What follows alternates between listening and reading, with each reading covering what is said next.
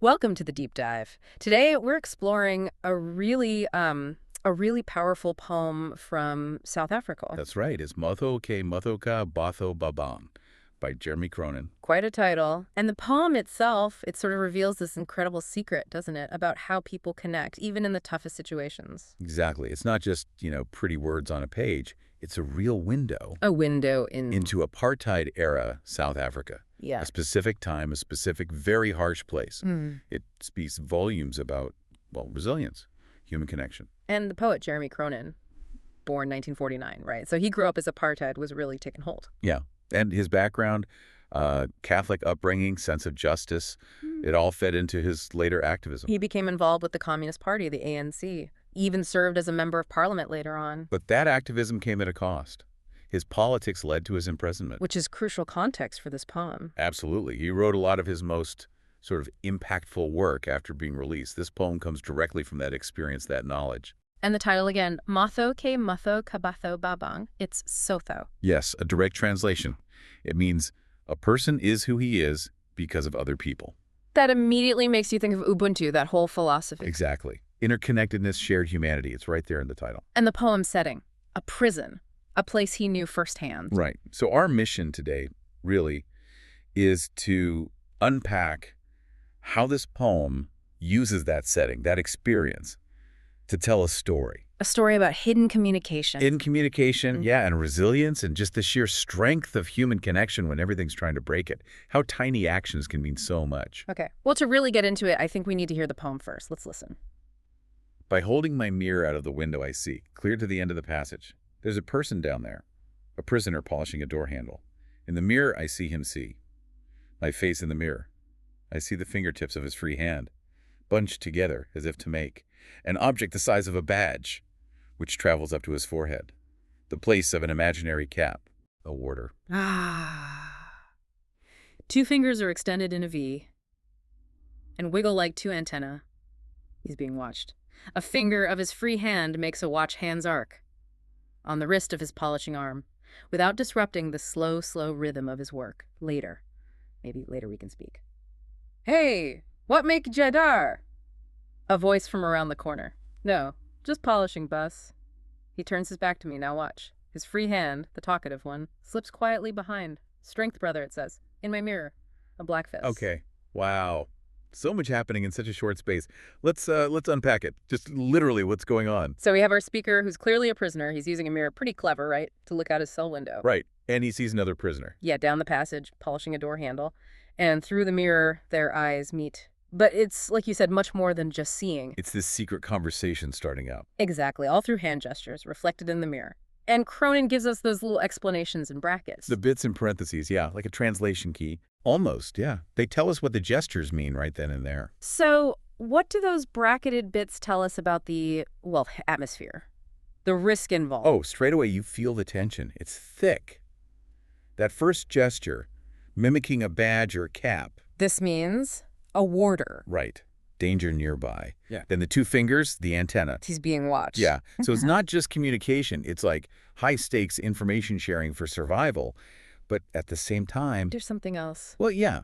It shows their ingenuity, doesn't it? Mm. And this defiant kind of hope. They're trapped, watched constantly, but they're still finding ways. Creating their own little channel. Exactly. It's almost optimistic in a way. Oppression can't completely crush that need to connect, that human spirit. That really comes through. And the words Cronin chooses the diction seem really important here, like repeating I see 4 times near the start. Mm-hmm. It really hammers home how crucial visual communication is. They can't talk freely, so observation becomes everything. Seeing is surviving almost. Yeah, you really get that sense. And notice the specific prison words he uses: badge, cap, warder, watched. They root us firmly in that environment. Turns of the poem. Right. But then he mixes languages, too. You've got the Sotho title, then that African's interjection. What makadidar? Yeah. And then the English. It feels very real, but it's also symbolic, I think. Symbolic of... Unity, maybe. Yeah. Among the prisoners. Like, their different backgrounds don't matter as much as their shared situation, their shared resistance against the system. And that word bass in the reply, no, just polishing bass. That carries a lot of weight from the apartheid era, doesn't it? Oh, absolutely. It's loaded. It speaks volumes about the power dynamics, the forced deference of that time. Yet even using it, the prisoner is still communicating defiance secretly. Okay, let's talk about the imagery, the descriptive language. Cronin uses some really vivid comparisons. He does, like the simile fingertips bunched together as if to make an object the size of a badge. Right. You can almost picture it. It shows the gesture, but it also feels like it's subtly mocking the authority it represents. A secret code using their symbols. That's a great point. It's subversive. And then the other simile. The antenna. 2 fingers. Mm, Wiggle like 2 antennae. yeah. It makes you think of insects, maybe. Constantly alert, picking up signals, sensing danger. It really emphasizes that hyper-awareness they need. Very visual. And then my favorite bit of imagery, maybe, is the personification of the hand. Ah, yes. His free hand, the talkative one. Calling the hand talkative when it's silent and free when the man is imprisoned. That's powerful. It really is. And that's where the irony kicks in, isn't it? It highlights how they're bending the rules, finding a kind of freedom, a voice, even in silence, even in captivity. It's pure resilience. It makes the hand seem like its own character almost, this agent of defiance. Totally. It carries the message. Which leads us to the final image. The black fist. Mm. In the mirror. That's such a strong symbol. What does that bring to the poem right at the end?